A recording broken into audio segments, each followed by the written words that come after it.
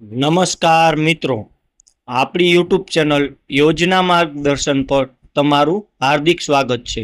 તો મિત્રો, આપણે આજે વાત કરીશું કે પોતાના ઘરનું સપનું થશે સાકાર, એટલે કે પ્રધાનમંત્રી આવાસ યોજના શહેરી 2.0 માટે ઓનલાઈન અરજી પ્રક્રિયા, તેની પાત્રતા અને જરૂરી ડોક્યુમેન્ટ વિશે સંપૂર્ણ માહિતી તમને આ એક જ વિડીયોમાં અમે આપીશું। તો જેથી કરીને તમે અમારી યુટ્યુબ ચેનલ યોજના માર્ગદર્શનને જલ્દીથી સબસ્ક્રાઇબ કરી લો અને અન્ય વ્યક્તિ જોડે શેર કરો, જેથી કરીને તમને આવી અવનવી માહિતી અને સહાયને લગતા ફોર્મની માહિતી સૌથી પહેલા જાણવા મળે। તો ચાલો મિત્રો, આપણે વાત કરીએ કે પીએમએવાય હેઠળ લાભાર્થીઓને તેમની જરૂરિયાત મુજબ 4 અલગ અલગ રીતે સહાય પૂરી પાડવામાં આવે છે, જેમાં PM Awas Yojana 2026 required document, એટલે કે મધ્યમ અને ગરીબ વર્ગના પરિવાર માટે પોતાના ઘરનું ઘર હોવું એ એક જીવનભરનું સપનું હોય છે।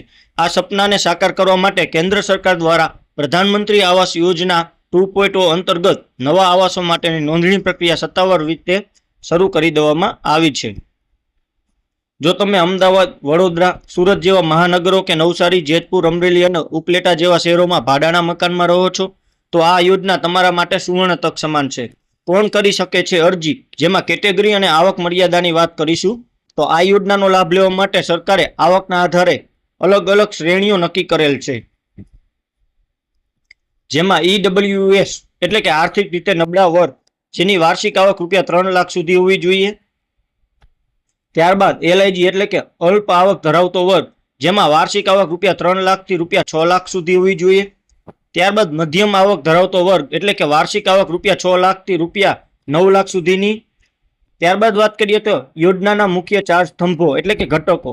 તો પીએમએવાય હેઠળ લાભાર્થીઓને તેમની જરૂરિયાત મુજબ 4 અલગ અલગ રીતે સહાય પૂરી પાડવામાં આવે છે, જેમાં સૌ પ્રથમ જોઈએ તો લાભાર્થી આધારિત નિર્માણ એટલે કે બીએલસી, જે પરિવારો પાસે પોતાની જમીન છે પરંતુ પાકું મકાન નથી, તેમને 45 ચોરસ મીટર સુધીનું ઘર બાંધવા માટે ₹2.5 લાખ સુધીની આર્થિક સહાય મળે છે। ત્યારબાદ વાત કરીએ તો ભાગીદારીમાં કિફાયતી આવાસ એટલે કે જાહેર કે ખાનગી એજન્સીઓ દ્વારા નિર્મિત આવાસ પ્રોજેક્ટ્સમાં ઘર ખરીદવા માટે ઈડબ્લ્યુએસ પરિવારોને ₹2.5 લાખ સુધીની મદદ મળે છે મિત્રો। તેવી જ રીતે કિફાયતી ભાડાના આવાસ એટલે કે જે લોકો મકાન ખરીદી શકવાની સક્ષમતા ધરાવતા નથી, તેમના માટે શહેરી પ્રવાસીઓ, કામકાજી મહિલાઓ અને શ્રમિકો માટે ભાડાના મકાનોની વ્યવસ્થા કરવામાં આવે છે। તેવી જ રીતે વ્યાજ સબસિડી યોજના એટલે કે જો તમે બેંકમાંથી હોમ લોન લઈને ઘર ખરીદવા માંગતા હોવ તો લોનના વ્યાજ પર સબસિડી આપવામાં આવે છે। આમાં ઈડબ્લ્યુએસ, એલઆઈજી અને એમઆઈજી એમ 3 શ્રેણીના લોકોને પાત્રતા છે। તો મિત્રો, અરજી માટે જરૂરી દસ્તાવેજોની યાદી વિશે વાત કરીશું। તો ઓનલાઈન ફોર્મ ભરતી વખતે નીચે મુજબના દસ્તાવેજો સ્કેન કરીને પીડીએફ ફોર્મેટમાં અપલોડ કરવાના રહેશે, જેમાં આધાર કાર્ડ એટલે કે અરજદાર અને પરિવારના તમામ સભ્યોના આધાર કાર્ડ ફરજિયાત છે। બેંકની વિગતો એટલે કે આધાર સાથે લિંક હોય તેવા બેંક ખાતાની પાસબુક અથવા કેન્સલ ચેક, સહાયની રકમ ડીબીટી દ્વારા સીધી ખાતામાં ચૂકવવામાં આવશે તેથી।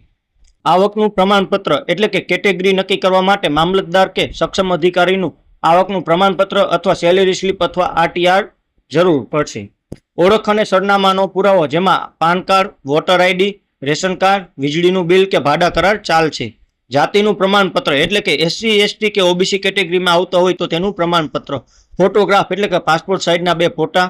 સોગંદનામું એટલે કે એફિડેવિટ, એફિડેવિટમાં જણાવવાનું રહેશે કે અરજદાર કે તેના પરિવાર પાસે દેશમાં ક્યાંય અને અન્ય પાકું મકાન નથી।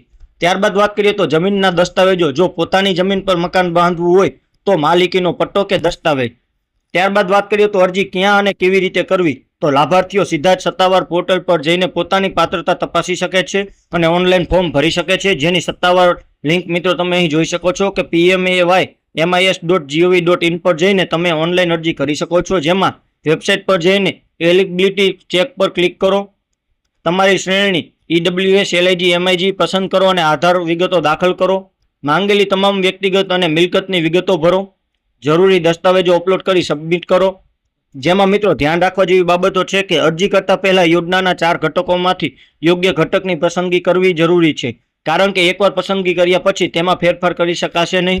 ફોર્મ ભરવાથી સીધો લાભ મળતો નથી। રાજ્ય સરકાર અને શહેરી સ્થાનિક સંસ્થાઓ દ્વારા તમારી પાત્રતાની ચકાસણી કરવામાં આવશે, ત્યારબાદ જ લકી ડ્રો અથવા યોગ્યતાના ધોરણે મકાન ફાળવવામાં આવશે। કેન્દ્ર સરકારનો ઉદ્દેશ વર્ષ 2029 સુધીમાં તમામ પાત્ર શહેરી પરિવારોને પાકું આવાસ અને મૂળભૂત સુવિધાઓ પૂરી પાડવાનો છે મિત્રો।